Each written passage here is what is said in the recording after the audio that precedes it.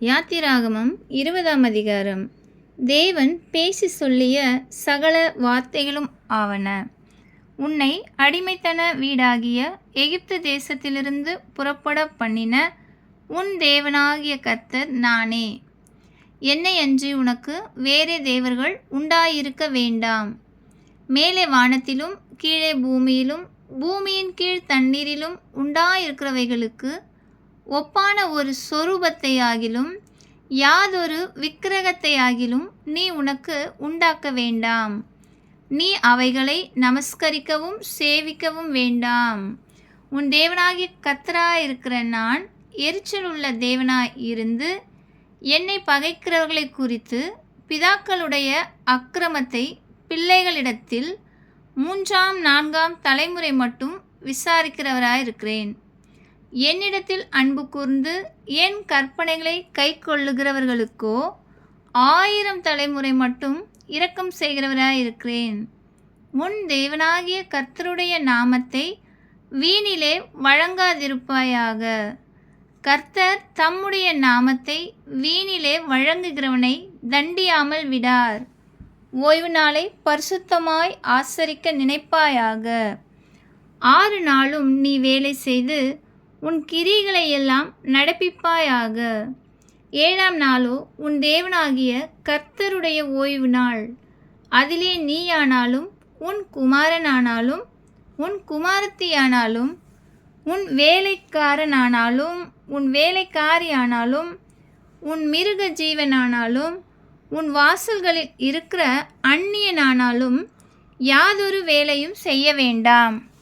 கர்த்தர் 6 நாளைக்குள்ளே வானத்தையும் பூமியையும் சமுத்திரத்தையும் அவைகளில் உள்ள எல்லாவற்றையும் உண்டாக்கி 7ஆம் நாளிலே ஓய்ந்திருந்தார்.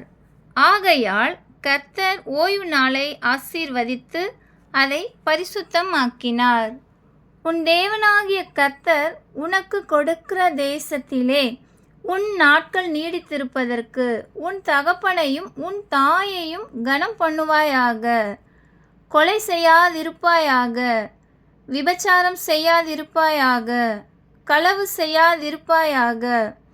பிறனுக்கு விரோதமாக பொய் சாட்சி சொல்லாதிருப்பாயாக. பிறனுடைய வீட்டை இச்சியாதிருப்பாயாக.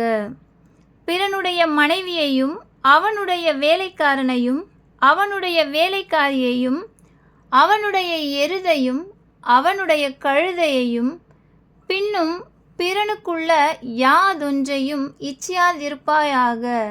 ஜனங்கள் எல்லாரும் இடி முழக்கங்களையும் மின்னல்களையும் எக்கால சத்தத்தையும் மழை புகைகிறதையும் கண்டார்கள்.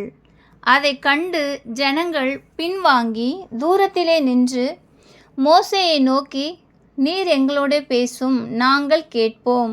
தேவன் எங்களோடே பேசாதிருப்பாராக. பேசினால் நாங்கள் செத்துப்போவோம் என்றார்கள். மோசே ஜனங்களை நோக்கி, பயப்படாதிருங்கள். உங்களை சோதிப்பதற்காகவும் நீங்கள் பாவம் செய்யாதபடிக்கு தம்மை பற்றும் பயம் உங்கள் முகத்திற்கு முன்பாக இருப்பதற்காகவும் தேவன் எழுந்தருளினார் என்றான்.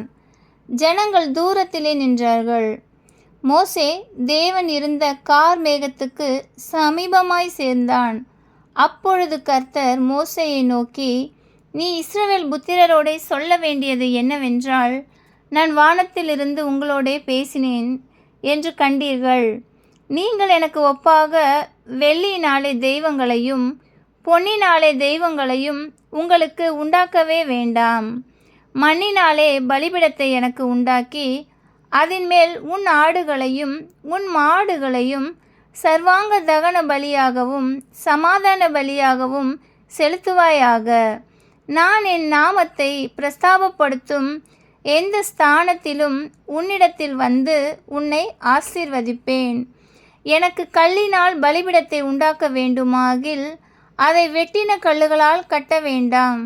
அதன் மேல் உளியிட்டவுடனே அதை அசுசிப்படுத்துவாய்.